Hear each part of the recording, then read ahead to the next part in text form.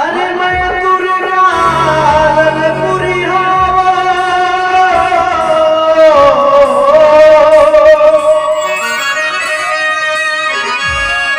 लक्ष्मण है मोरे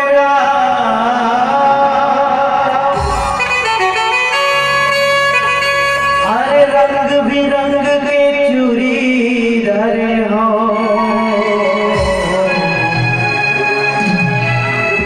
बेचे आए हो कैसे पहले का कहीं ना कहीं का खया नहीं। ये आखिर में बैठ हाथ में दबा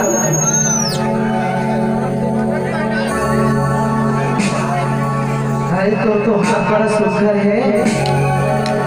लोहा खाते बड़े बड़े होते ऐसे ऐसे लगा था जैसे अब क्या बताओ बोला बता दे। बड़ा सुघर कोमल है हाथ वो ललहा के चूड़ी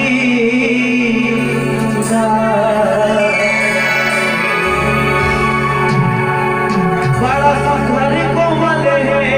हाथ वो ललहा